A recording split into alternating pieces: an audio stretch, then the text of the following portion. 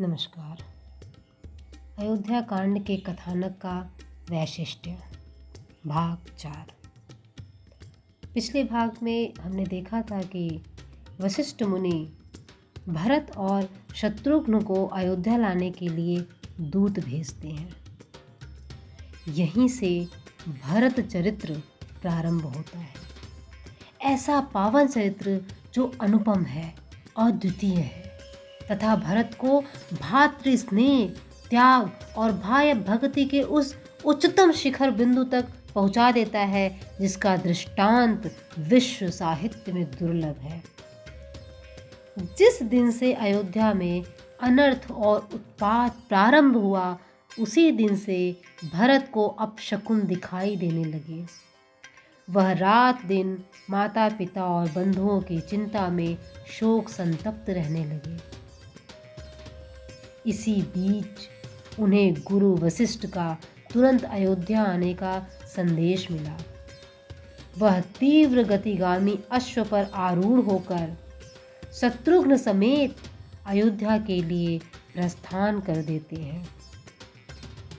अयोध्या पहुंचने पर नगर की वीरान दशा देखकर उनका शोक और उनकी चिंता बढ़ जाती है।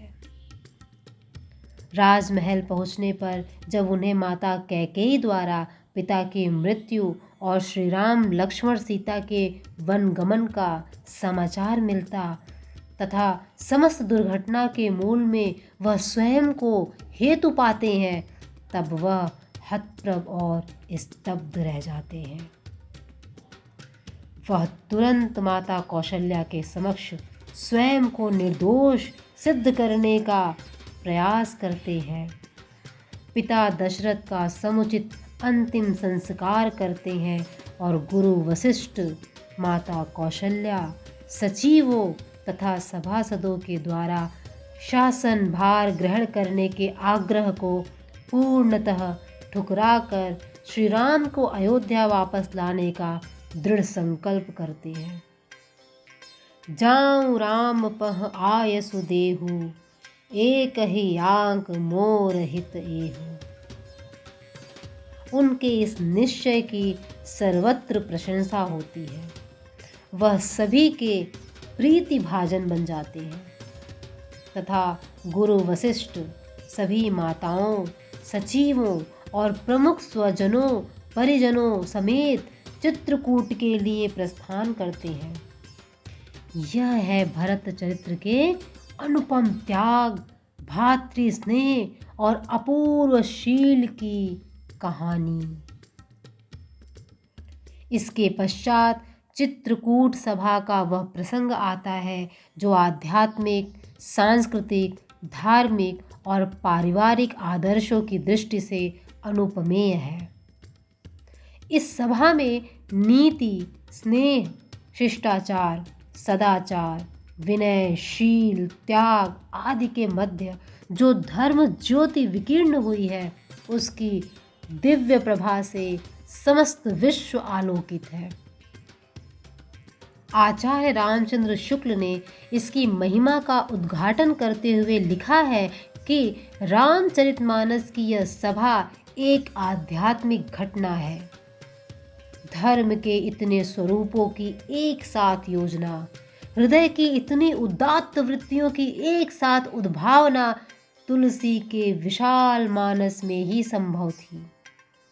यह संभावना उस समाज के भीतर बहुत से भिन्न भिन्न वर्गों के समावेश द्वारा संगठित की गई थी।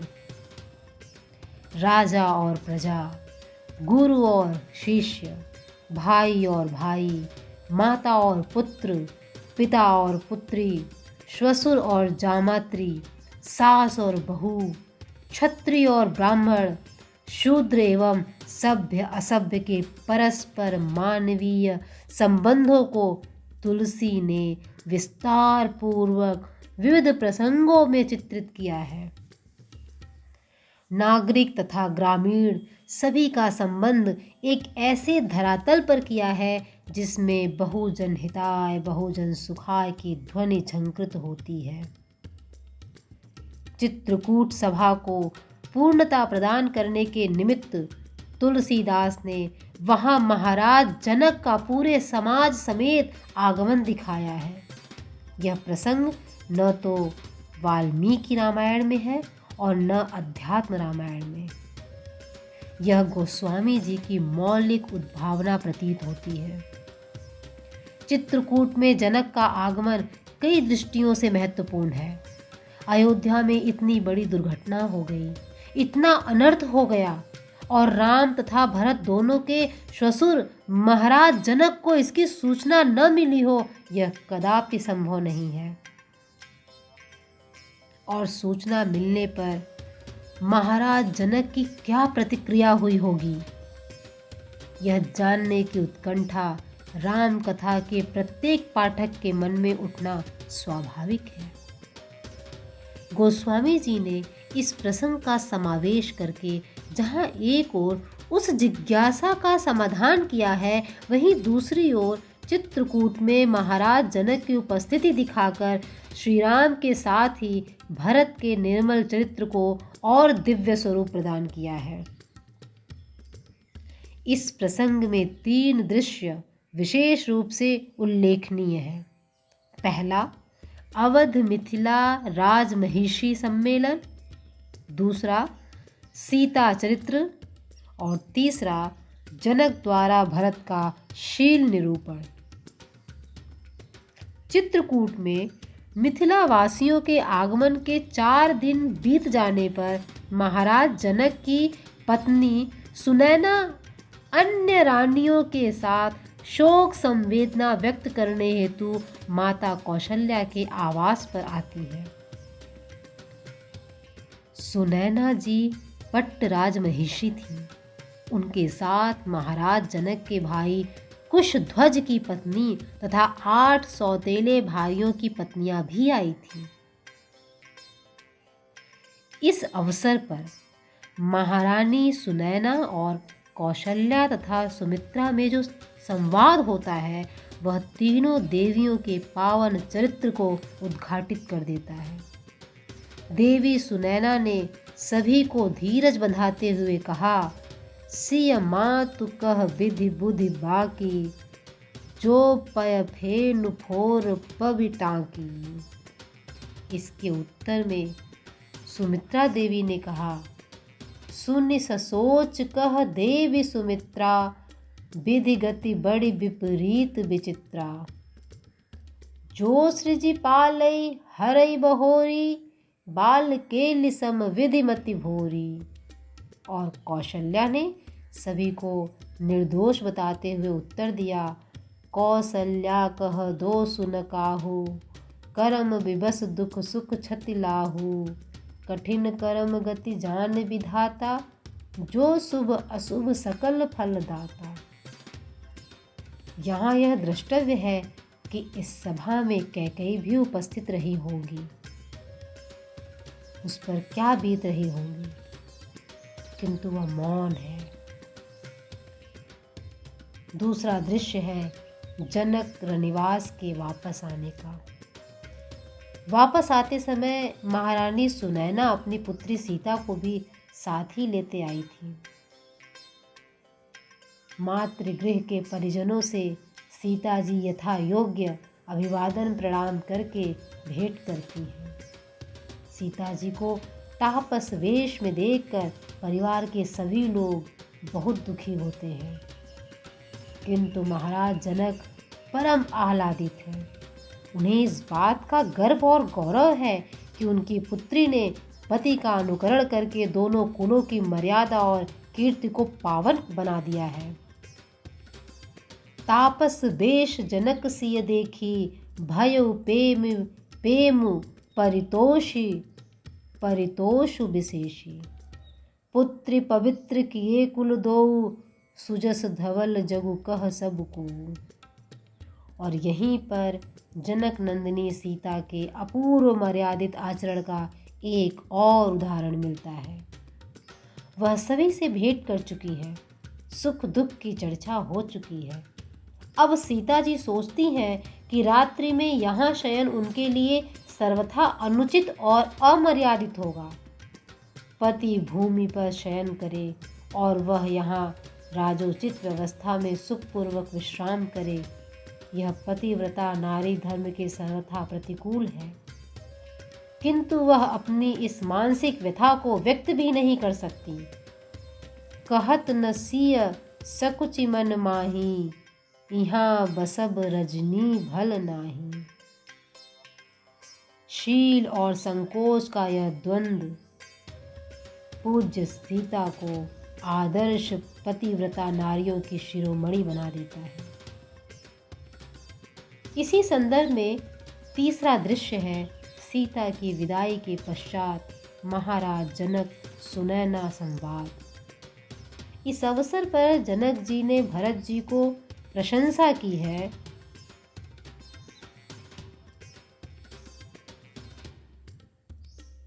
वह उनके चरित्र को दिव्य आभा से मंडित कर देता है। सामान्यतः भरत की प्रशंसा सभी ने की है, चाहे वह वशिष्ठ हो अथवा भरद्वाज, वाल्मीकि हो अथवा स्वयं श्री राम। किंतु धर्म, राजनीति और आध्यात्मिक विद्या के निपुण जनक जी ने उनकी प्रशस्ति में जो छाप लगा दी है, वह भरत के व्यक्तित्व को न केवल राम कथा के सभी पात्रों से विलक्षण बना देती है, अपितु विश्व साहित्य के महानतम नायकों से भी श्रेष्ठ प्रमाणित कर देती है। वस्तुतः महाराज जनक भी भरत के चरित्र, कीर्ति, आचरण, धर्म, शील, गुण और निर्मल ऐश्वर्य के पूर्ण आख्यान को ब्रह्मा, गणेश, शेष, शिव, सरस्वती, शुक्राचार्य, बृहस्पति आदि मनीषियों द्वारा अभिव्यक्त करने में असमर्थ बताकर केवल यह उल्लेख करके कि निरवधि गुण निरूपम पुरुषु भरत जानी कहकर संतोष कर लेते हैं। इसके पश्चात चित्रकूट की अंतिम सभा होती है, जिसमें यह निर्णय लिया जाता है कि श्री राम 14 वर्षों तक वनवास करेंगे। इस अवधि में भरत श्री राम के न्यासी के रूप में अयोध्या का शासन करेंगे। इस निश्चय के अनुसार भरत समाज अयोध्या वापस आ जाते हैं और श्री राम की चरण पादुका को सिंहासनस्थ करके स्वयं तापस जीवन का निर्वाह करते हुए नंदीग्राम में रहकर अयोध्या की सुव्यवस्था का दायित्व वहन करते हैं। लखन राम सिय कानन बसहीं, भरतु भवन बसि तप तनु कसहीं। इस प्रकार भवरस से विरति प्रदान करने वाला भरत चरित के गान से परिपूर्ण अयोध्या कांड संपूर्ण होता है। अतः अंततः कहा जा सकता है कि यह कांड मानव के जीवन मूल्यों की स्थापना का अक्षय कोश है, जिसमें एक ओर श्री राम के राजनीतिक, सामाजिक, पारिवारिक और धार्मिक मूल्यों का उत्कर्ष प्रतिपादित है, वहीं भरत और लक्ष्मण की आदर्श भातृभक्ति, सीता के आदर्श पत्नी रूप, चित्रकूट सभा में लौकिक आध्यात्मिक मूल्यों की स्थापना तथा भरत की अनासक्ति का विशद आख्यान किया गया है। धन्यवाद।